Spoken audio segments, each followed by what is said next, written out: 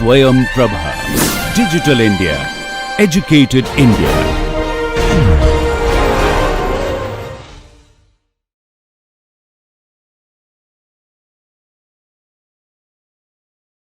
Hello, welcome back to Optimization in Civil Engineering.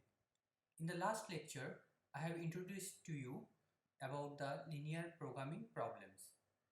If you clearly understand the linear programming problems which I had discussed, you will see that the linear programming problems are actually the multivariable optimization problem with constraints. The objective function and the constraints are actually linear functions in this linear programming problem. So the method which are applicable for the multivariable optimization problems with constraints can be used in the linear programming problem.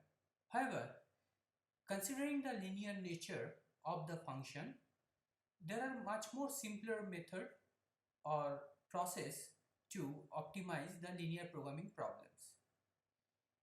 In the last class, again, we had discussed and showed you what those linear function means, and we have also discussed the graphical way of solving the linear programming problems. Now the graphical method is quite easy as long as the number of variables are 3 or less. The moment it goes beyond 3, it is difficult to graphically represent and visualize. For those type of problems, we do need a method or the algorithm which can be effectively employed and solve the problem. So in today's lecture, we are going to see one such method and we'll get into the details of that method being used in various conditions. Let us start with the standard format of the linear programming problems.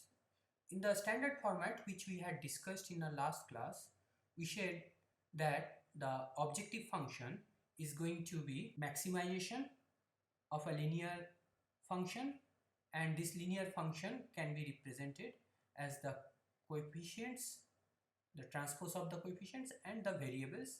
Here we have n number of variables and it needs to be optimized for the constraints given here. Either it could be equality constraint or inequality constraint where it is less than a constant value f. Individually, the variables are expected to be greater than 0 or 0 and positive, and altogether the constraints we have, it could be of j number. Now the inequality constraints, which are these, it can be easily represented as the equality constraint by adding slack variables. We'll come about the slack variables little bit later. Once we convert the inequality constraints into equality constraints, we can get a system of equations, in this case j number of system of equation. If we solve, then we get j variable values or j number of variable values. However, we have n number of variables, so if n is equal to j, then we can possibly solve the system of equation representing the constraints and obtain the optimum value of the objective function. But in reality, it doesn't happen that way. Most of the time, the number of design variables are actually more than the constraints. So for that case, let us look into the simplest method of solution. So again, the standard format, we are going to maximize the objective function, which is a linear function, for a condition which is equally to constraint. All the inequality constraints are converted into equality constraint, and for each variable is expected to be greater than 0 or equal to 0.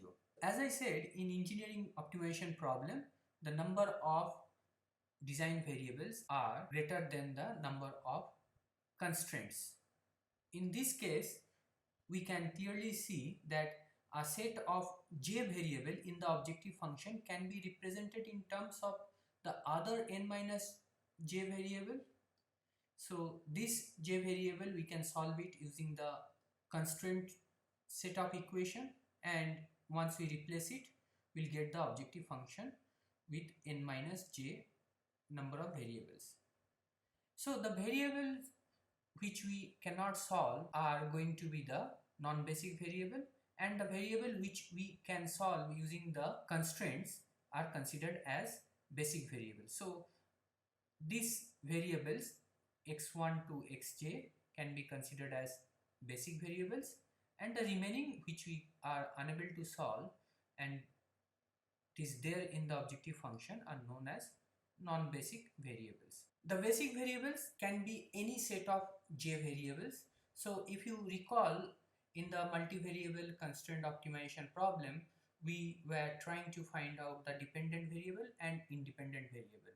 So here the situation is exactly same, where we are saying we have j variables which can be a set of j variable that is solved using the constraint equation and being replaced in the objective function to obtain the objective function of n minus j variables which are non-basic variables. The coefficient of basic variables are always 1 and are selected based on the some guidelines which are available in the simplex method. So let us look into more in that. So again, this is our standard format of the linear programming problem, and in this case the feasible solution of the equation system representing the j constraint can be obtained for a set of values of non-basic variable. So the n minus j non-basic variable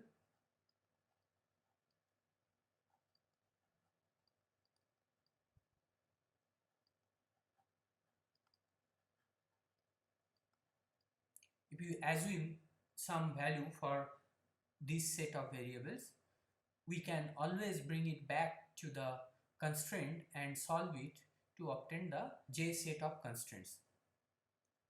Now it is very clear that there are infinite solutions that satisfy the equation system representing the j constraints. However, for maximization of the objective function, the feasible solution corresponding to the maximum function value are optimum solution to the problem. So whichever solution we are going to obtain from here, we need to check the objective function value, and if we find that the one which is going to yield the maximum is going to be the solution for our problem. Looking into this fact, we can say that this process can be solved in two different ways. In the first case, we can choose a set of basic variables a priori, assign several sets of values to the non-basic variable, and then obtain the corresponding basic variables in each case using the equation system representing the constraints. So in that case, we are predefining the basic variables, and if you recall from our multivariable constraint optimization, when we were discussing about the dependent and the independent variables, it was very important for us to correctly select the dependent and the independent variable. So in this case, if we actually choose a set of basic variable a priori, we do need to check by all combination possible to see that we have selected the right set.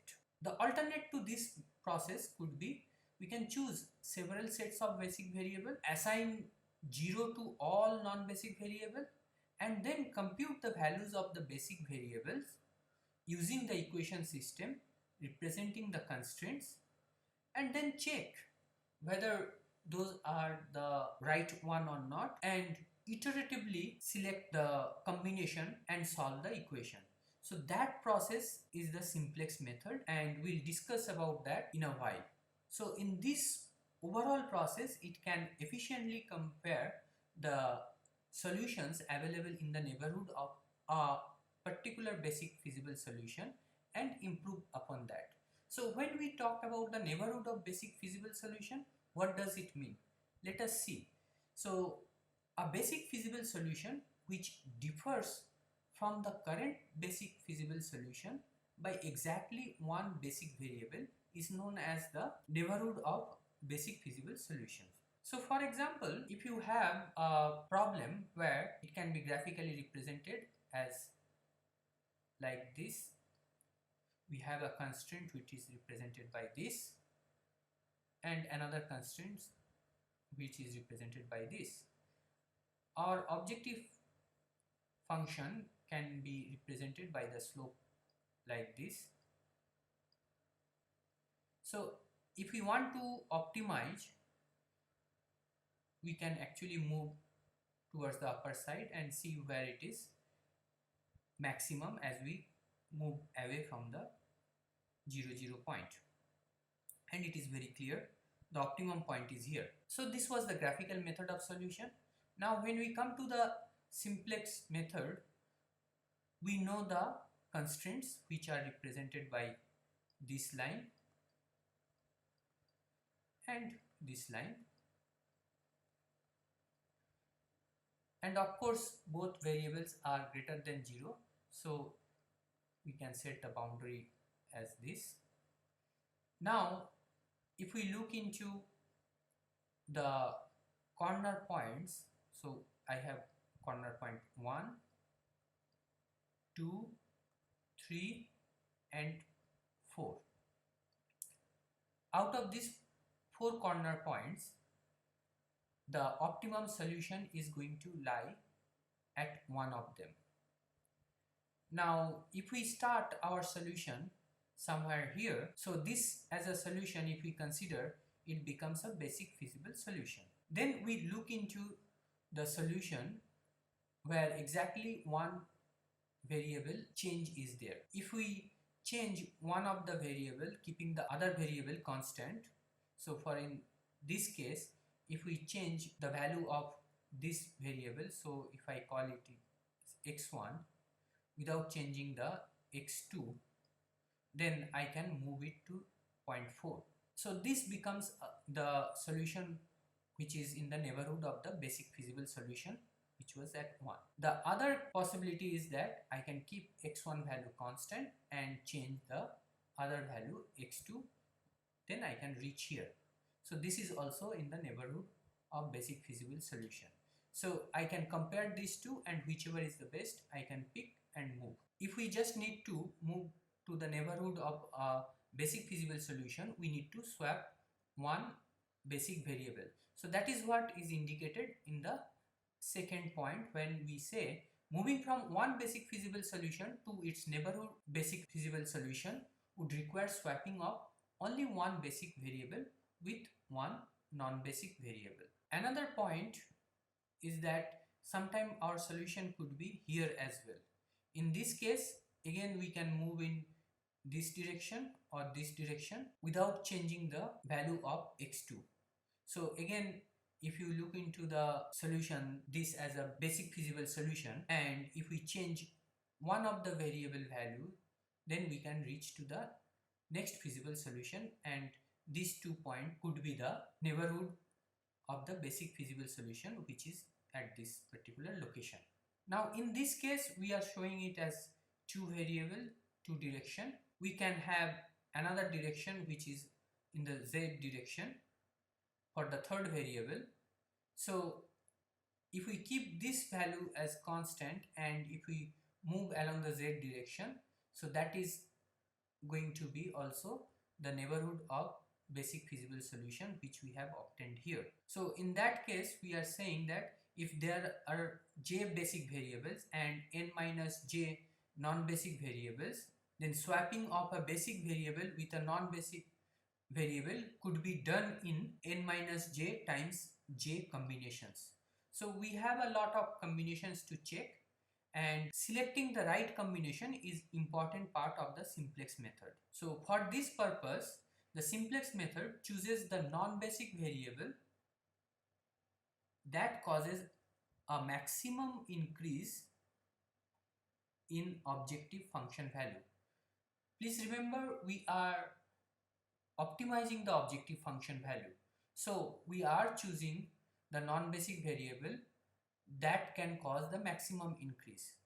If it was a minimization problem, it would have been the reverse. And the change in objective function value for unit change in non-basic variable, which can be represented by this function, is used to compare all the non-basic variables and choose the one which has maximum positive value for swapping. So from the non-basic variable, we have to choose the one which is the maximum, and then we have to swap it with the basic variable. So that leads to a point, how should we select the basic variable? Because we have j numbers of basic variables. So when the value of non-basic variable we are changing, all other values needs to be adjusted accordingly so that all the conditions are met. And once we are adjusting, then we will find some basic variables are reaching to the zero value first. The basic variable which is reaching the zero value first are going to be the critical, because we cannot go any value beyond 0, as all the variables are supposed to be 0 or a positive number.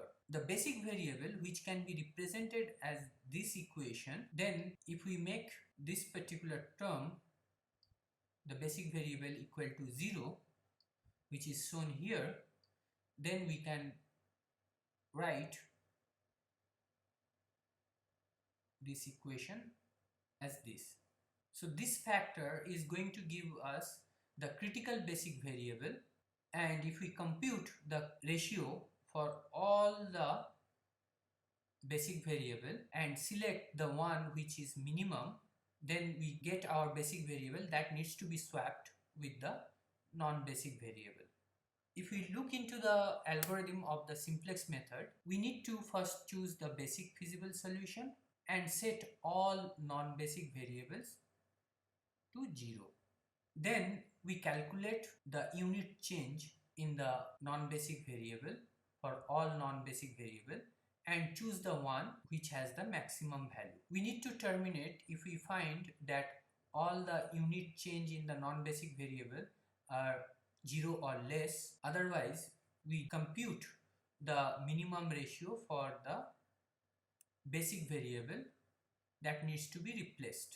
And once we identify this, we definitely need to redevelop the modified equation system for the new set of basic variables so that it satisfies the constraints, and then we go to step 2 and the process is repeated until we reach this particular criteria. Now let us look into this algorithm through an example. So in this case, we need to maximize this objective function, and we have constraint 1, constraint 2, and this is the constraint which indicates that the decision variables are going to be greater or equal to 0. So these are all inequality constraint. As I had said earlier, the inequality constraints needs to be converted into equality constraint, and in this case we need to add the slack variable. So once we add the slack variable, then we can say that this inequality constraint is going to be equality constraint of this. The same thing applies to here, and along with the slack variable, all the design variable or decision variables are going to be greater or equal to 0. So in this case, we need to form the tableau for the simplex method. In order to form the tableau, we have to select the basic variables.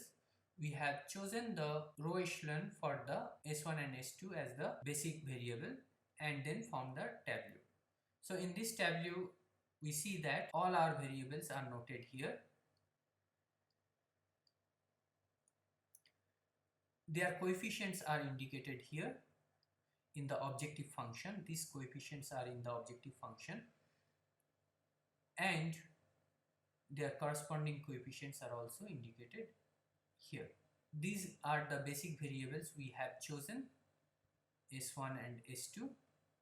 Then we are forming the equation for the constraint. So in the first constraint, if we see, let me go back, x1 here it is 1, here it is 1, and rest of the constants are 0 for the other variables. So 1, this is 0, this is 1 and 0. Now on the right hand side of the first constraint we have 6, so that is this value. For the second constraint, let me go back. So for the first variable it is 1, second variable it is 2, S1 is 0 and S2 is 1. So 1, 2, 0, 1, and on the right hand side we have 10.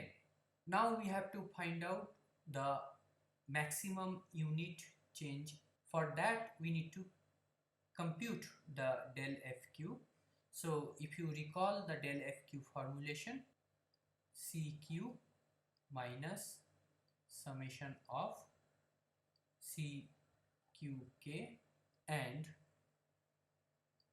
A dash QK.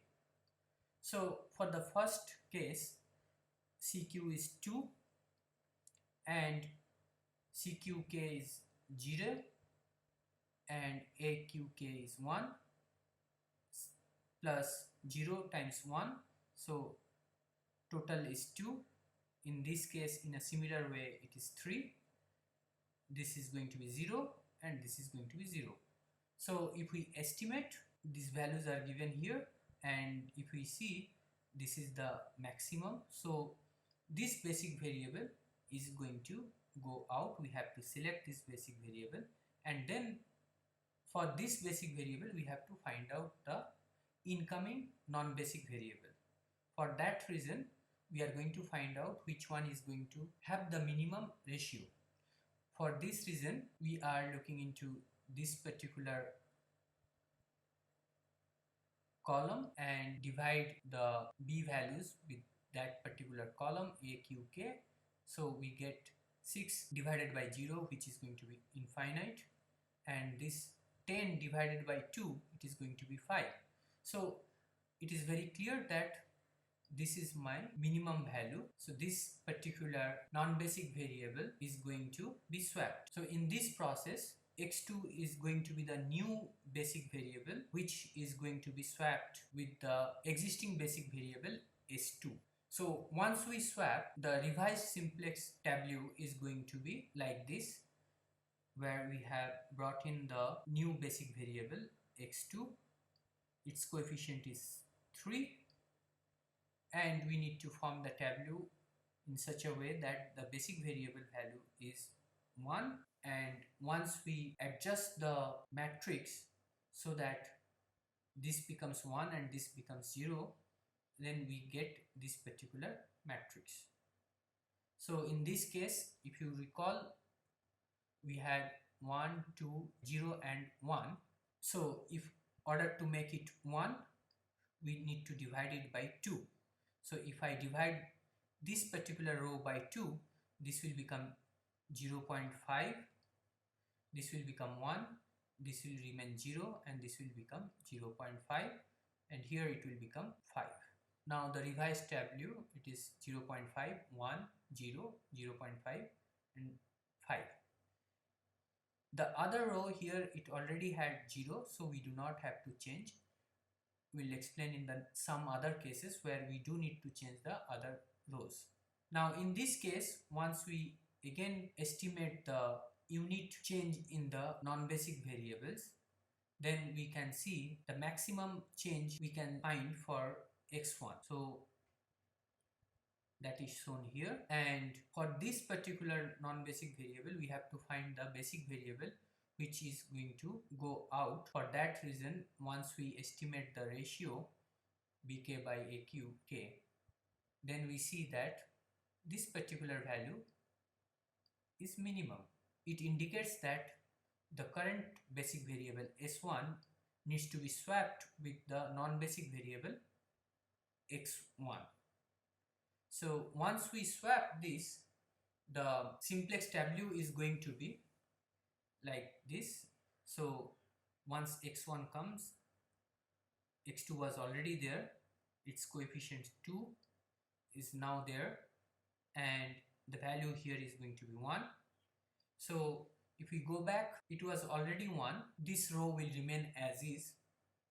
That is what this row indicates. However, in this row the value was 0.5, we have to make it 0.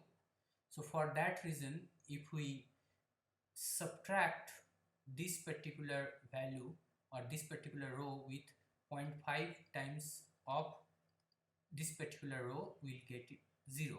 So if we do it uniformly for all the elements, then we can clearly say that the values are going to be 0, 1, negative 0.5, 0.5 and 2.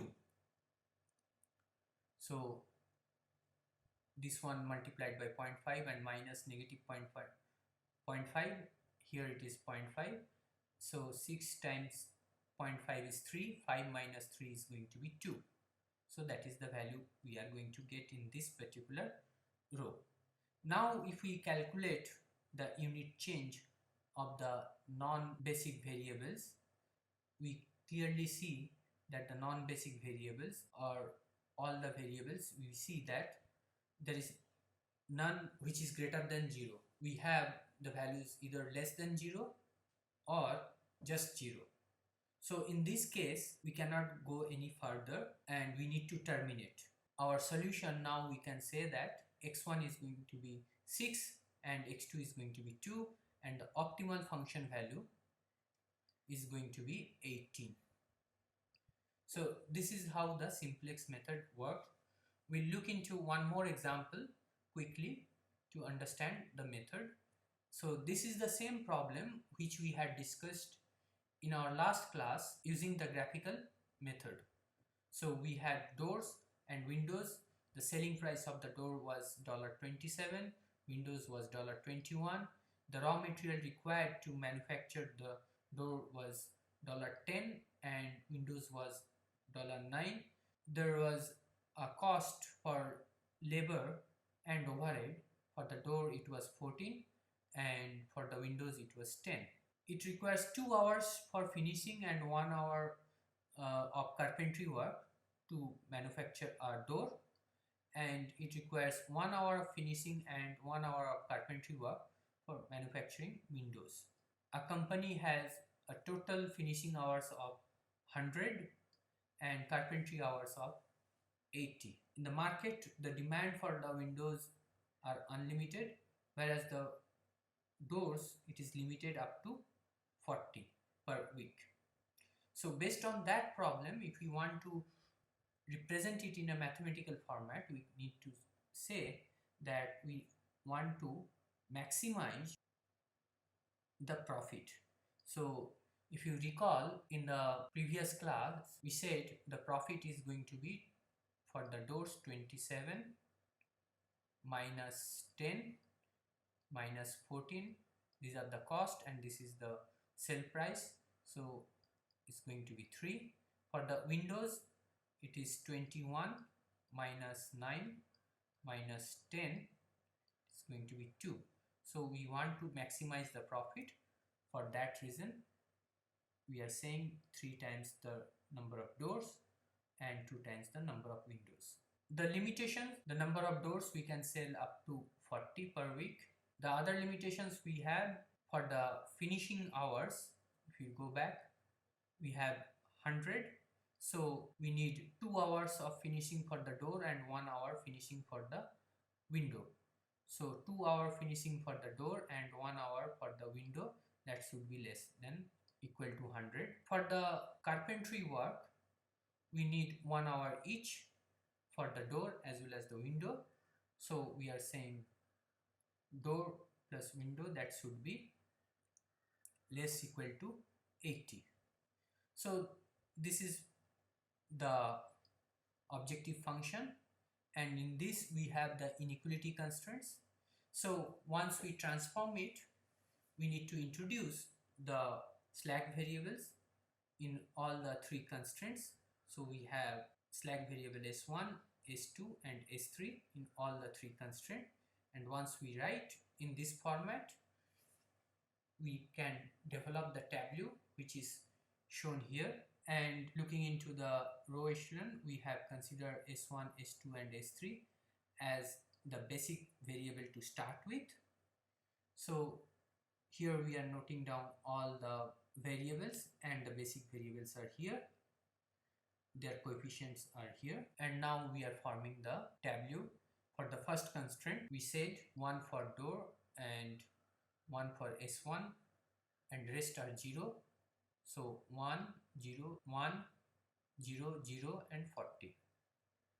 Second one, 1 for door, 1 for window, 0 for the first slack variable, 1 for the second slack variable, 0 for the third slack variable, and 80. So 1, 1, 0, 1, 0, 80. Similarly, the third one we are representing in here. Then we are estimating the del FQ. Once we estimate, it is very clear to us the non-basic variable xd has the highest change. So we are selecting this one, and once we select this one, we are required to find out the basic variable which is going to go out. So for that, we are finding out the ratios. So once we do the ratio, it is clear this is the minimum. So once we find this is the minimum, so we exactly know which basic variable is going to go out and which non-basic variable is going to come in. So we are going to hinge the matrix or the tableau based on this particular point. So we are saying xd is the new basic variable which will be swapped with the S1. Once we do that, need to revise the matrix. So once we introduce xd, this is going to be 1, these are going to be 0. We need to apply the row transformation in the matrix so that this becomes 0, and accordingly adjust all the other values. And as we adjust, this is the revised matrix we are going to get, or the revised tableau we are going to get. Now in this tableau, we again need to calculate the del FQ, and as we calculate, the maximum value we get it for xw, which is for the window. And for this, again, once we find out the ratio, it is clear that this ratio is the minimum, which is corresponding to the S3 variable. Once we do this, then we need to replace S3 by xw. So xw is the new basic variable and it is swapped with the S3. Once we do this, our revised simplest tableau is going to be like this. So xw is going to be 1 and all other are going to be 0 in this case. xd is going to be 1, all are going to be 0. So accordingly, to make these two rows or these two cells 0, we need to apply row operations accordingly and get this revised tableau along with these values. In this revised tableau, we need to again calculate del FQ, and as we calculate, we find this is the maximum value, and once I find this is the maximum value, we need to find the ratio, and in the ratio we find this as the minimum. So S1, which was a non-basic variable, is now going to become a basic variable by replacing S2, the current basic variable. And once we do that, we see that the revised tableau is going to be this one. In the revised tableau, now once we calculate the del FQ, we'll see that none of the values are positive.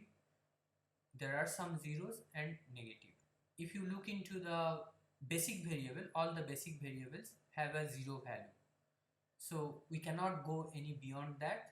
So we cannot replace, and all the non-basic variables are already negative. We can report our result.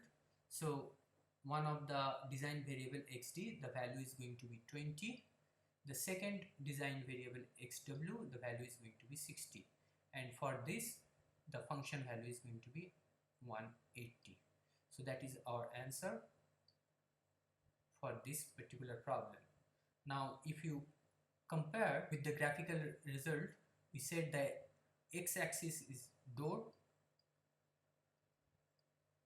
and y-axis is our window. We said the number of doors going to be manufactured is going to be 20, so, and the windows are 60, so this is the point where the optimum solution we can obtain, and this was exactly the same solution which we had discussed in the last class to solve the problem. If you start seeing the problem or solution the way we had looked into, in this graphical solution we are only showing the two design variable, door and window. The S1, S2, S3 are not shown. So in the very first case we had considered S1, S2, S3 all are 0, so that is some point on those two axes.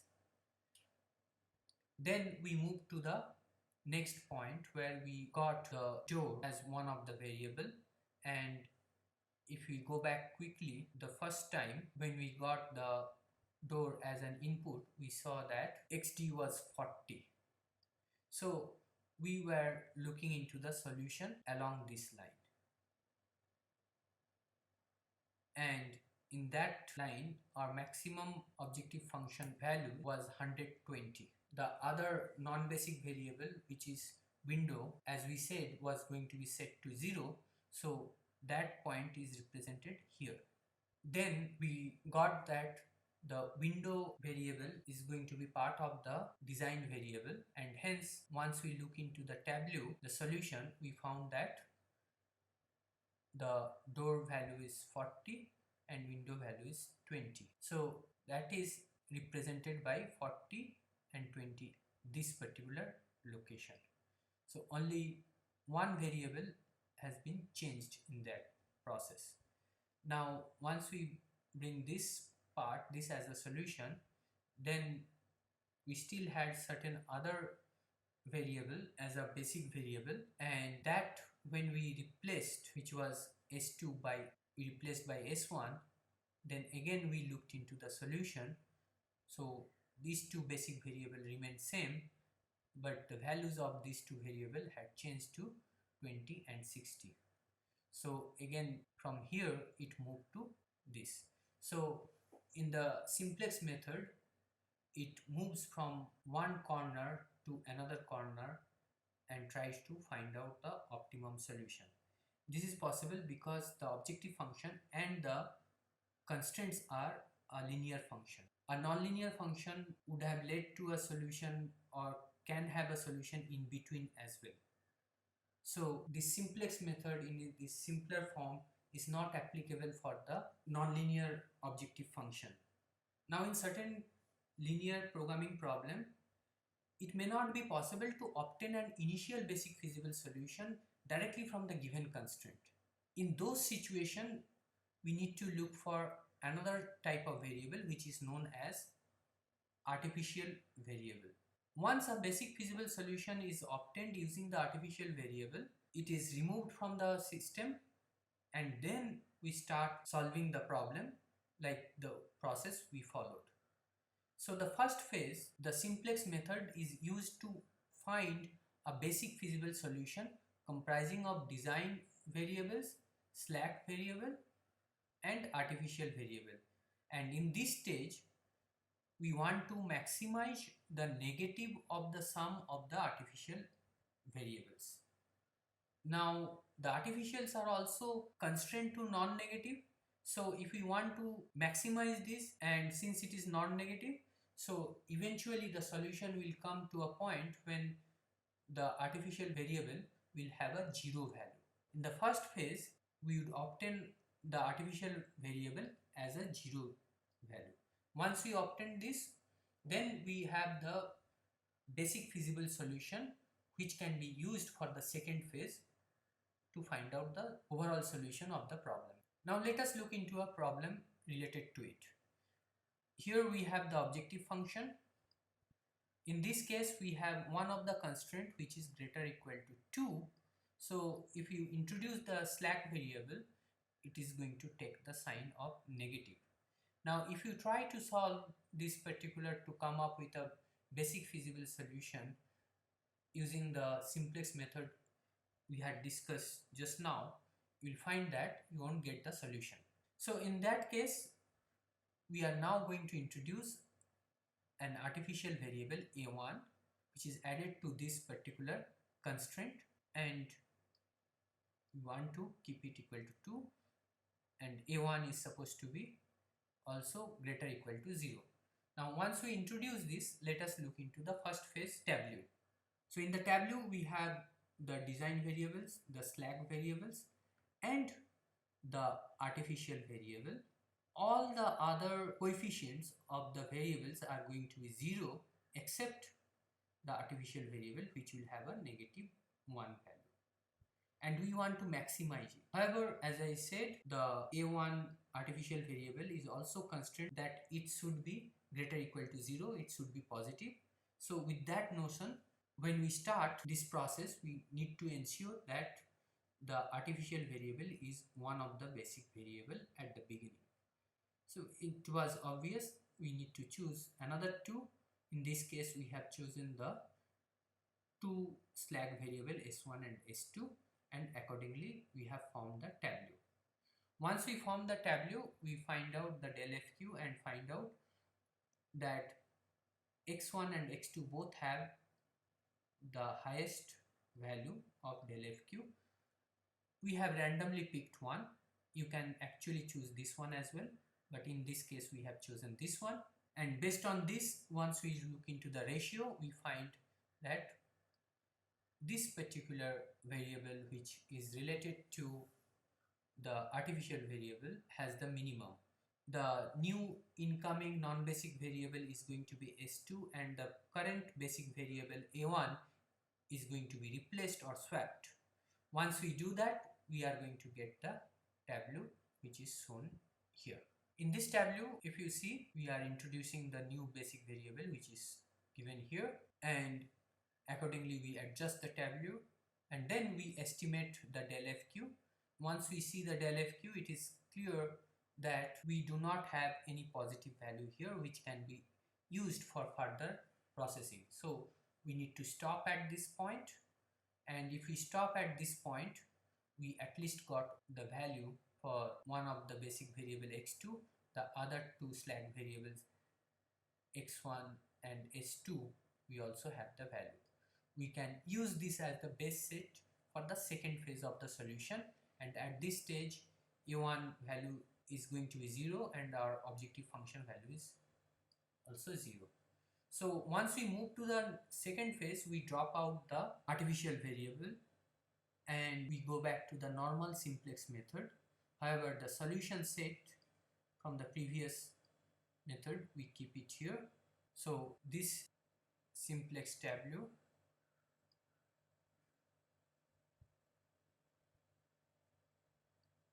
will be taking it to the next phase, which you can see it here, and the basic variables which we obtained. Now we are using the coefficient values which are shown here and the actual coefficient value which is shown here. Based on this tableau, we are going to estimate the del fq, and the maximum one, which in this case is s3.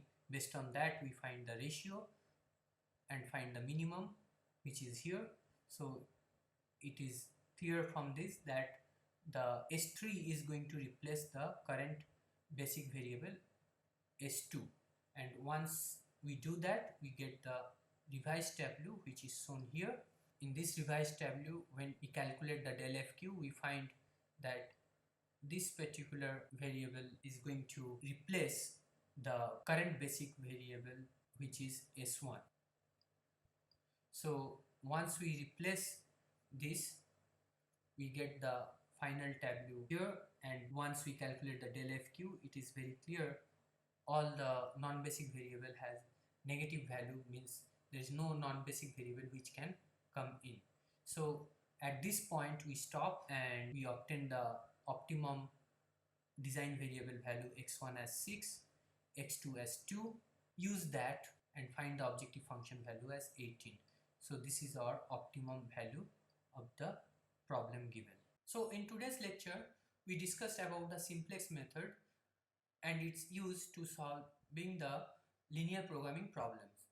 So while using the simplex method to solve the LPP, we need to select the non-basic variable which yields maximum del fq or unit change, and replace that non-basic variable or swap that non-basic variable with the basic variable which has the least or minimum ratio. So this is how we keep on changing the basic variables, and we reach to a point when we see that none of the non-basic variable can be selected any further, and that is when we stop and report whichever basic variable we have their corresponding value as the optimum solution. Now in this process we realize that in certain condition or certain constraints may lead to a position where it is very difficult to obtain the basic feasible solution to start the process. In those situations we need to introduce an artificial variable, and once we introduce the artificial variable, our objective would be to find out the solution based on that artificial variable. For that purpose, we have the coefficient of the artificial variable as -1, and all the coefficients of other variables we had set it to 0 and wanted to optimize the artificial variable. On the other hand, the artificial variable is also supposed to be the positive value. So eventually, if we try to optimize that system, we'll get the artificial variable coming to a point where its value is going to be 0, which means the artificial variable becomes a non-basic variable. Once it becomes a non-basic variable, then all the basic variable whichever we have at that point can be used along with the solution which we have obtained for the actual optimization process in simplex method which we have discussed. At this point we are going to drop the artificial variable, use the previous solution which we have obtained as a best feasible solution, and carry it forward like the simplex search method we had earlier discussed. Now in this method you have seen that we require to solve the problem into two different phases. There are other methods as well. So in the next class we'll be discussing about another method, particularly to solve the LPP problem with artificial variables. So stay tuned and we'll be going to discuss more in details about the LPP problem solution. So till then, thank you and see you in the next class.